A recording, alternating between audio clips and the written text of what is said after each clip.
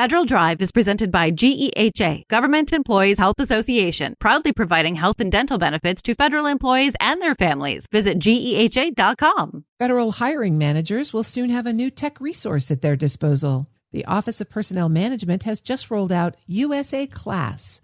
It's an AI tool that can generate federal position descriptions. With the new resource, OPM is hoping it can relieve some hiring burdens for HR staff. Here with more details is Federal News Network's Drew Friedman. Drew, thanks for joining me. Nice to be with you today, Terry. All right, for some background, remind us, what is a position description and how does this fall within the broader context of the government's hiring process? In the simplest terms, a position description simply indicates what is the work that is expected to be performed for a federal job. It's a statement similar to a job statement or a job description you might see in the private sector, and it just describes the general duties, responsibilities, and expectations of a job, as well as where it falls within supervisory roles or the larger organizational chart at an agency.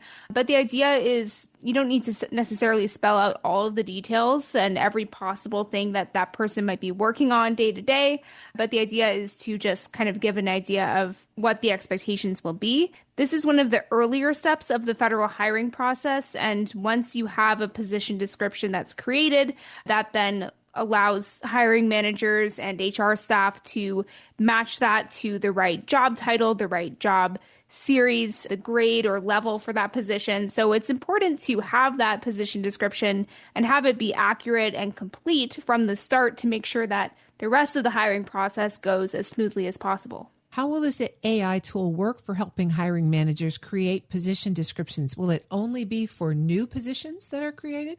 It seems like it's going to be pretty much up to hiring managers to use this however they want or that makes sense for their agency. So what OPM has done here is taken thousands of job descriptions or position descriptions that federal hiring managers have written over the past several years, fed them into this AI software tool, and then it's able to, based on that language, generate position descriptions that make sense for whatever those hiring managers are looking for. So the hiring managers can go in and use this tool, and it's available through USA Staffing, which is a hiring platform that OPM runs. So once it's available on that platform, hiring managers can go in, they can answer some of the AI's questions about what are the responsibilities or duties that they're looking for, what are the required skills for a position, and then it will sort of spit out your position description, which can then be further refined and revised and edited as needed. Some of the position descriptions that we currently work with were written in the 1950s bureaucratese. So will this AI tool simplify and modernize the language? Is that the goal?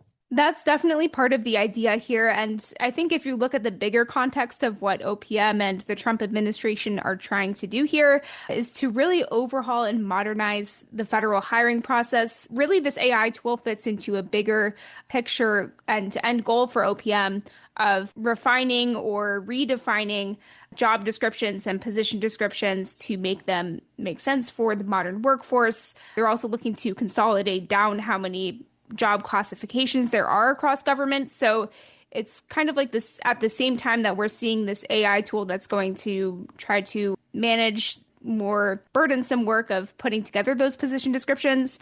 We're also seeing a shift in the way that OPM is looking at those descriptions and job skills on the larger scale. Are all of these tools going live kind of at the same time so that the HR team has got the full tool set to work with? This tool is going to be going live. The USA Class tool will be, they simply said early May, so it could be any time in the next week or two. But a lot of them are more longer term goals from OPM. So it's something where they said they're rolling out this AI tool now, but it's something where they can make revisions and make adjustments to it to continue aligning with the other changes that OPM has going on behind the scenes here. And what are some of those other changes? So this all falls under the larger umbrella of what the Trump administration is calling its federal HR 2.0 initiative. They have a lot of ongoing goals within that. One is to create a consolidated HR IT platform that every agency is going to use, whereas right now we have over 100 different HR platforms that are being used across government.